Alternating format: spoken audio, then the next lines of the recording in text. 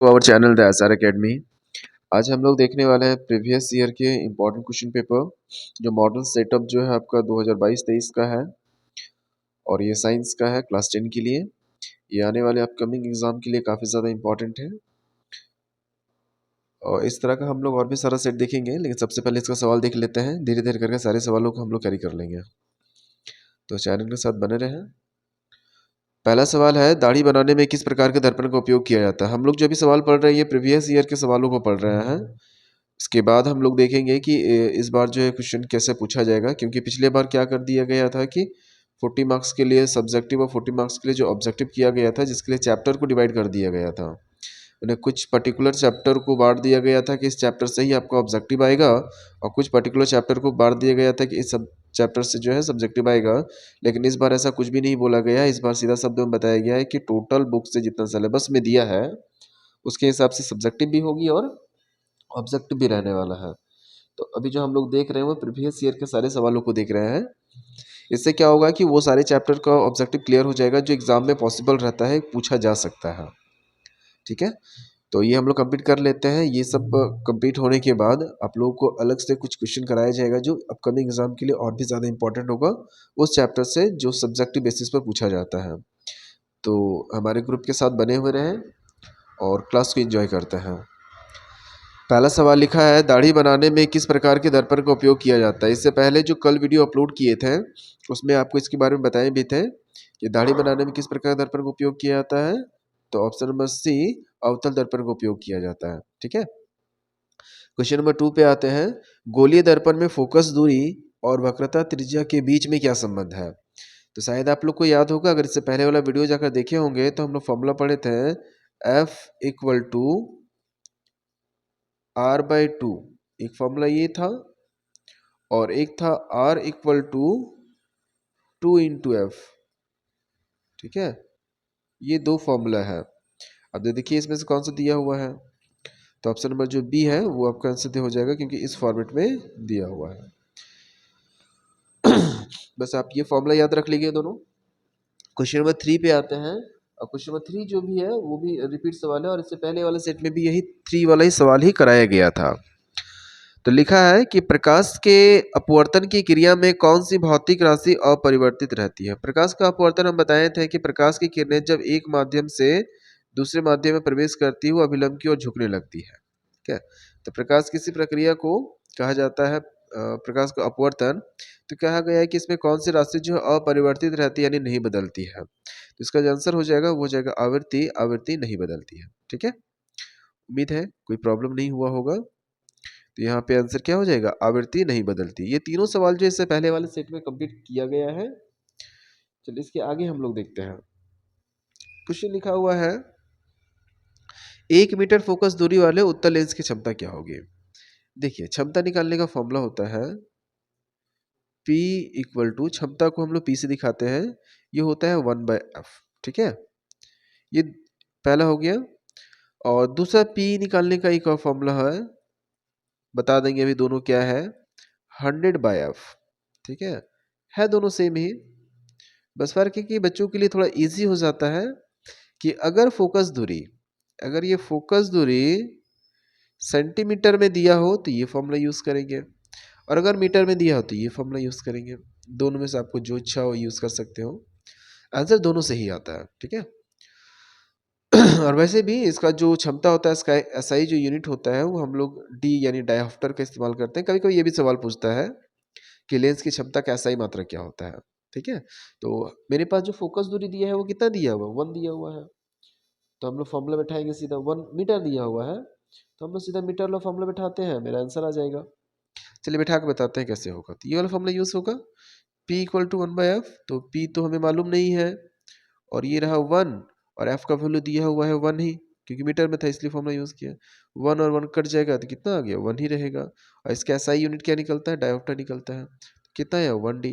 तो 1D यहाँ पे दो जगह पर है, एक माइनस में एक प्लस में। अब समझ में आना चाहिए कि सर माइनस कब होगा प्लस कब होगा। तो देखिए यहाँ उत्तल दिया हुआ है, अगर उत्तल रहता है तो इसका आंसर जो है प्लस में होता है, अवतल रहेगा तो वो माइनस में होगा। ठीक है, ध्यान रखिएगा। इसका आंसर क्या हो जाएगा, ऑप्शन नंबर बी। उत्तल लेंस की क्षमता प्लस हो जाएगा और अवतल की माइनस हो जाएगा। अगला सवाल पे आते हैं क्वेश्चन नंबर 5 में। 5 में देखिए क्षमता दिया हुआ है, ठीक है। क्षमता दिया हुआ है, आपसे पूछ रहा है अवतल लेंस की क्षमता, ठीक है। तो एक हमेशा पिछले वाले सेट में भी ये कन्फ्यूज़न कर दिया था। अवतल दिया हुआ, इसे माइनस होना चाहिए था, लेकिन माइनस दिया नहीं है। आप लोग एक बार जाकर खुद से चेक कर लेना कि उत्तल लेंस की क्षमता जो होती है वो प्लस में होता है। हम लास्ट क्लास से भी बता ही रहे हैं, लेकिन फिर भी बार-बार जो है ऑप्शन में जो इस तरह का सवाल वो दिया रहता है। इससे कोई बड़ी वाली बात नहीं है, आप एक बार जाकर मिला लीजिएगा, बढ़िया रहेगा। चलिए हम लोग निकाल के देखते हैं कि इसका कितना हो सकता है। इसका क्षमता दिया हुआ है तो हम लोग अभी पढ़े कि P इक्वल टू क्या है, 1/f होता है। तो बताइए ज़रा सा, सेंटीमीटर में आंसर दिया हुआ है कि मीटर में दिया हुआ है? सेंटीमीटर, तो सेंटीमीटर वाला फॉर्मूला यूज़ कर लेते हैं। जो फॉर्मूला बोला जाएगा उसको हम यूज़ करेंगे। मैथ्स में क्रॉस इंटू कर देंगे तो यानी कि F इक्वल टू क्या हो जाएगा, 100/P। अब बताइए, यहाँ पे देखेंगे तो 100 हो गया और ये आपका दिया हुआ है 4, कटेगा तो कितना हो जाएगा, 25 सेंटीमीटर। देखिए 25 सेंटीमीटर दिया हुआ है। आंसर किस में आना चाहिए, माइनस में आना चाहिए, लेकिन माइनस में दिया हुआ नहीं है। चलिए कोई बात नहीं।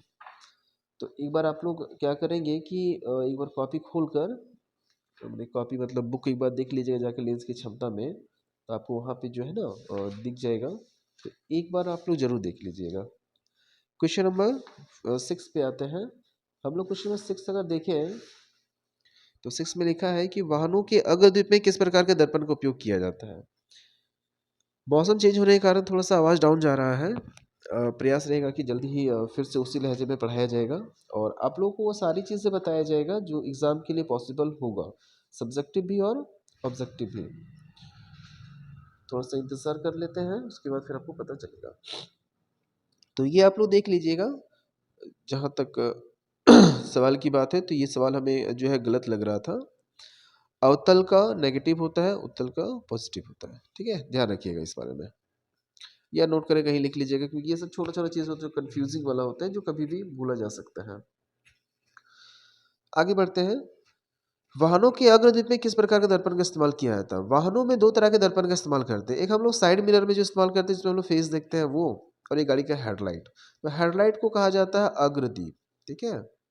तो अग्रदीप में जो इस्तेमाल होता है वो अवतल दर्पण का इस्तेमाल होता है। लेकिन अगर वही पूछ दिया जाए साइड मिरर में, यानी कि पश्च दृश्य दर्पण जिसे हिंदी में कहते हैं और इंग्लिश में साइड मिरर कहते हैं, उसमें अगर पूछेगा तो क्या इस्तेमाल होता है, उत्तल दर्पण का, ठीक है। मानव नेत्र के जिस भाग पर किसी वस्तु का प्रतिबिंब बनता है उसे क्या कहते हैं। उसे दो नामों से जाना जाता है, एक तो दृष्टिपटल कहते हैं और दूसरा रेटिना भी होती है, ठीक है। सामान्य नेत्र का दूर बिंदु कितना होता है, तो हमें ये सब मालूम होना चाहिए कि एक नॉर्मल आदमी जो इंसान होता है उसके नेत्र की न्यूनतम दूरी होता है 25 सेंटीमीटर, और दूर बिंदु जो होता है वो क्या हो जाएगा, अनंत हो जाएगा, ठीक है। दूर बिंदु होता है अनंत, लेकिन न्यूनतम बिंदु क्या होगा, 25। तो दो तरह का सवाल पूछता है, सामान्य नेत्र की न्यूनतम दूरी कितना होता है, तो नेत्र से 25 सेंटीमीटर, और दूर बिंदु बोलेगा तो अनंत। क्वेश्चन नंबर 9 पे आते हैं। नेत्र में जाने वाली प्रकाश की मात्रा का नियंत्रण कौन करता है, ठीक है। नेत्र में जो हमारी प्रकाश प्रवेश करती है उसका नियंत्रण कौन करता है, तो इसका जो आंसर होगा हो जाएगा पुतली, ठीक है। हमारे नेत्र में जो प्रकाश प्रवेश करती है उसकी जो कितनी मात्रा प्रवेश करेगी आंख में, वो कौन नियंत्रित करता है, पुतली। परितारिका जो होती है वो संतुलन की अवस्था में काम करती है, ठीक है, सामंजस्य बैठाती है। क्वेश्चन 10 पे आते हैं। मानव नेत्र में प्रतिबिंब की प्रकृति क्या होती है, यानी मानव के नेत्र में जो लेंस लगा हुआ है उसकी प्रकृति कैसी होती है, तो आपको शायद मालूम होना चाहिए, वास्तविक और उल्टा बनाती है। क्योंकि हमारे नेत्र में जो लेंस लगा हुआ है वो उत्तल लेंस लगा हुआ, उत्तल लेंस में कैसा प्रतिबिंब बनता है, हमारे नेत्र में जो प्रवेश होती है वो उल्टा बनता है और वास्तविक बनता है, ठीक है। क्वेश्चन 11 में आते हैं। 1 kWh निम्न में से किसका है, तो 1 kWh जो है 1 यूनिट के बराबर होती है, ठीक है। इसे 1 यूनिट कहा जाता है। तो यूनिट किसका ऐसा ही मात्रक होता है, ऊर्जा का होता है, तो ये ऊर्जा हो जाएगा। कूलाम किसका ऐसा ही मात्रक है, देखिए कूलाम लिखा हुआ है। पहला ऑप्शन दिया है विद्युत आवेश, विद्युत धारा, ठीक है। उसका विभवांतर और प्रतिरोध। तो प्रतिरोध का ऐसा ही मात्रक क्या होता है, ओम होता है। विभवांतर का वोल्ट होता है। विद्युत धारा का एम्पियर होता है ना। और आवेश का कूलाम होता है, ध्यान रहेगा। प्रतिरोध का सही मात्रक ओम हो गया। विभवांतर का वोल्ट हो गया, विद्युत धारा का एम्पियर हो गया और विद्युत आवेश का कूलाम हो गया। तो उससे पूछा गया है कूलाम किसका सही मात्रक है, क्या आंसर हो जाएगा? विद्युत आवेश का। क्वेश्चन नंबर 13 में आते हैं, विद्युत मोटर एक ऐसी युक्ति होती है जो परिवर्तित करती है। देखिए दो चीजें आपके बुक में बताया गया है, विद्युत मोटर और विद्युत जनित्र। जनित्र माने जनरेटर, ठीक है। तो विद्युत मोटर क्या करती है कि इलेक्ट्रिसिटी को लेती है और अंदर के सामानों को घुमाती है। जैसे कि फैन में अगर बात कर रहे हैं तो इलेक्ट्रिसिटी से वो घूमती है तो फैन को घुमाती है, यानी विद्युत ऊर्जा को लेकर यांत्रिक ऊर्जा में बदलती है। जबकि जनरेटर क्या करता है, आंतरिक ऊर्जा को विद्युत ऊर्जा में बदलती है। तो यहाँ पर मोटर पूछा गया है, इसलिए इसका आंसर हो जाएगा विद्युत ऊर्जा को लेती है और यांत्रिक ऊर्जा में बदलती है। आगे, जल का विद्युत अपघटन मतलब जल का टूटना। जल का टूटना किस प्रकार की अभिक्रिया है? तो जाहिर सी बात है जब किसी को टूटता है यानी कि H2O को तोड़ना है।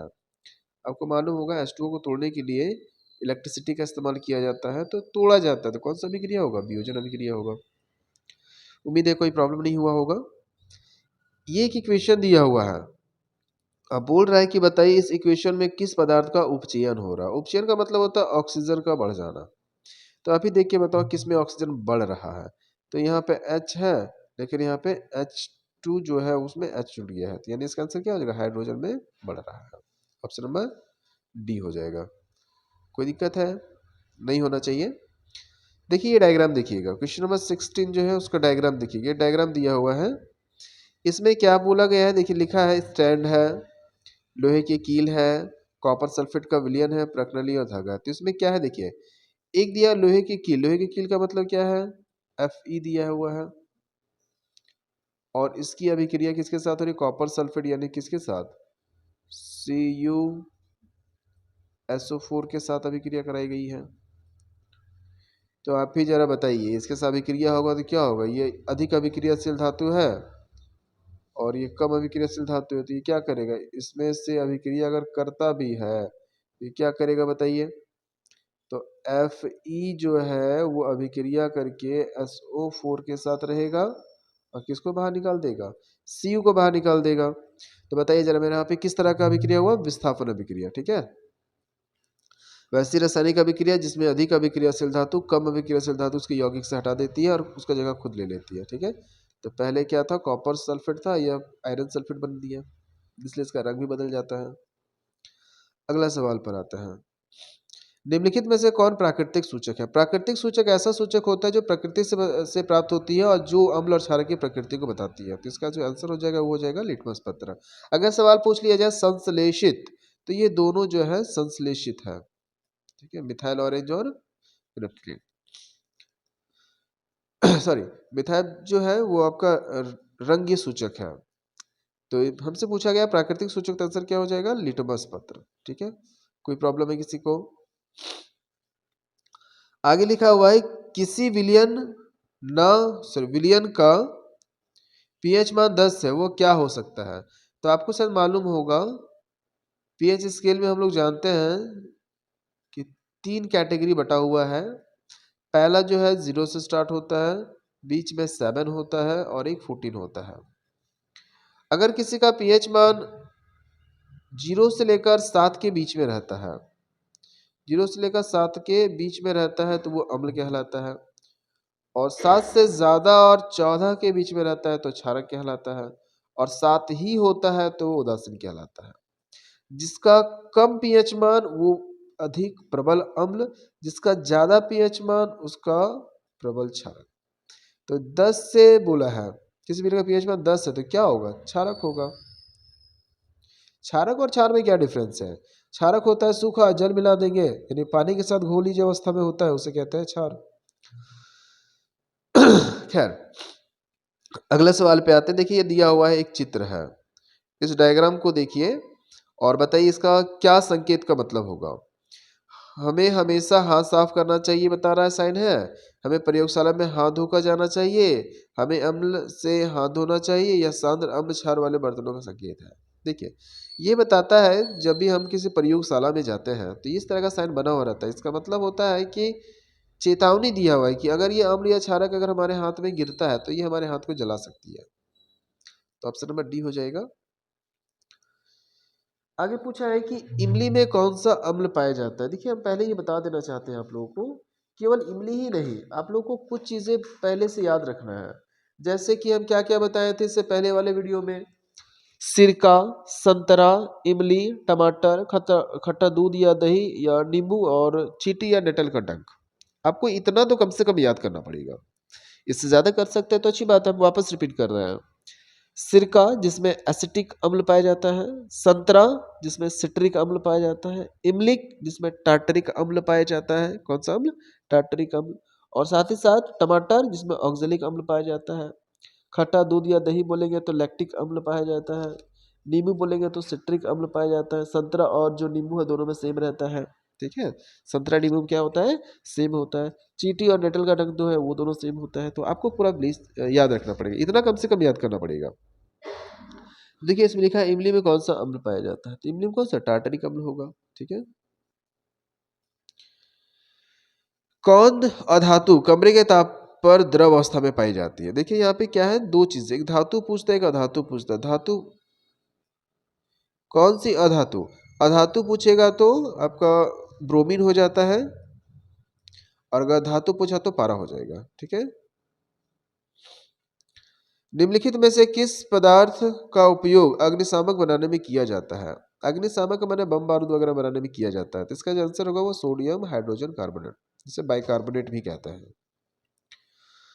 आधुनिक आवर्त सारणी किस पर आधारित है? हालांकि इस चैप्टर को इस बार से रिड्यूस कर दिया गया है। इस बार से जो है ये जो क्वेश्चन दिया हुआ है वो चैप्टर 5 से दिया है, और इस बार से क्या है, चैप्टर 5 को हटा दिया है। तो चैप्टर 5 से सवाल नहीं आएगा, लेकिन फिर भी देख लेते, दिया हुआ है तो आधुनिक आवर्त सारणी जो है वो बना हुआ है परमाणु संख्या के आधार पर। निम्नलिखित में से कौन सबसे सक्रिय धातु है? तो जो पोटेशियम होती है सबसे ज्यादा अभिक्रियाशील धातु होती है, ठीक है। पृथ्वी की भूप्रपट्टी में प्राकृतिक रूप से पाए जाने वाले तत्व या यौगिक को क्या कहते हैं? उसे खनिज कहा जाता है। और उस खनिज में जो लौह मात्रा होता है उसे अयस्क कहा जाता है, और उसमें जो अशुद्धियां होती है उसे ज्ञान कहा जाता है। ध्यान रखने वाली बात है। पृथ्वी की भूप्रपट्टी में जो चीजें पाई जाती है उसे हम लोग खनिज कहते हैं। उस खनिज में जो लौह अयस्क की मात्रा होती है, लौह होती है, पाया जाता है उसे अयस्क कहते हैं। उसमें जो अशुद्धियां होती है उसे ज्ञान कहते हैं। आगे पूछा है प्रोपेनॉल में कौन सा क्रियाशील समूह मौजूद है? क्रियाशील समूह प्रोपेनॉल, जरा नाम देख लेते हैं।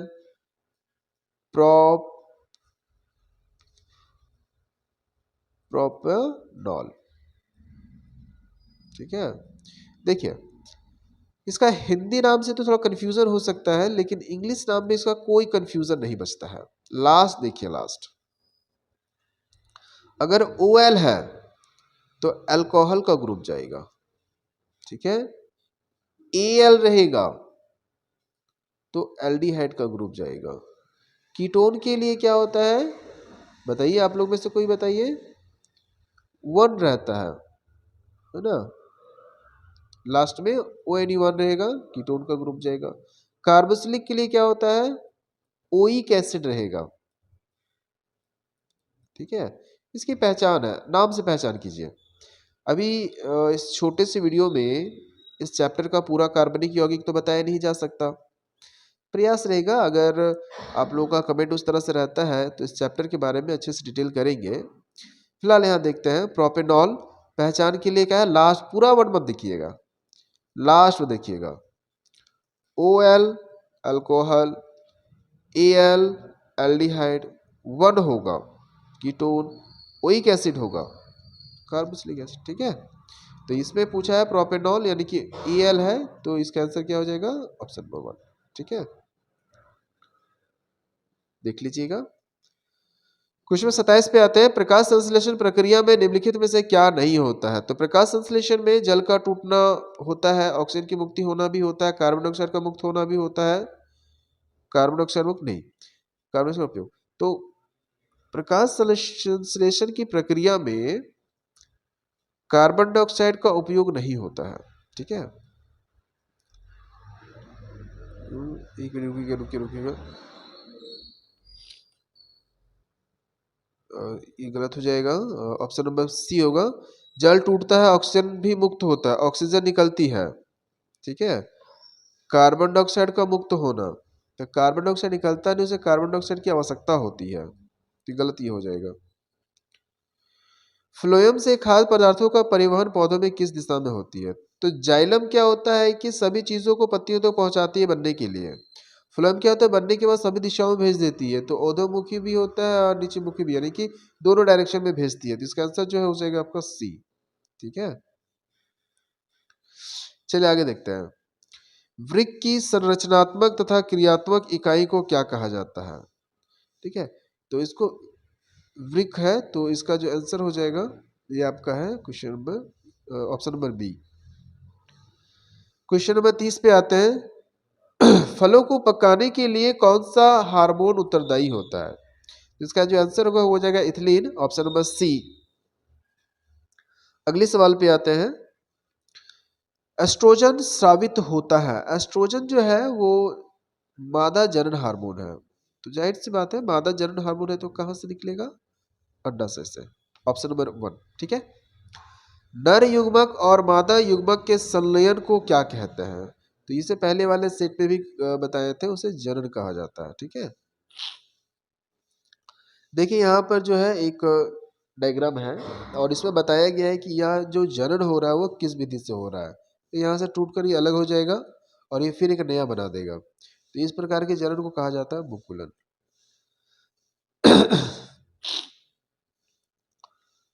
आगे बढ़ते हैं। पक्षी और चमगादड़ के पंख किस प्रकार के होते हैं? तो वो समजात अंग होते हैं। ठीक है, मेंडल अपने प्रयोग के लिए किस पौधे को चुना था? तो मटर के पौधे का इस्तेमाल किया था। मेंडल जो है इससे सब्जेक्टिव सवाल बहुत इंपॉर्टेंट एक पूछा जाता है। ठीक है, इसमें से सबसे इंपॉर्टेंटली एक सवाल पूछा जाता है सब्जेक्टिव में कि मेंडल ने अनुवांशिक गुणों के बारे में क्या कहा। ठीक है, या मेंडल का प्रयोग से कैसे पता चलता है कि लक्षण प्रभावी होते हैं या अप्रभावी होते हैं। तो हम लोग सब्जेक्टिव देखेंगे, फिलहाल ऑब्जेक्टिव देख लेते हैं अभी। अगला सवाल है, निम्नलिखित में कौन उत्पादक है? तो उत्पादक का मतलब पोषी स्तर से मतलब है। यहाँ पे पहला पोषी स्तर, तो पहला जो होता है वो घास होता है, तो उत्पादक इन्हीं को कहा जाता है। किसी आहार श्रृंखला में शाकाहारी का निर्माण कौन करता है? तो पहला पोषी स्तर जो होता है वो शाकाहारी का निर्माण करता है, इसके बाद से दूसरा उसको खाता है, इसलिए वो हो जाता है आपका मांसाहारी में से।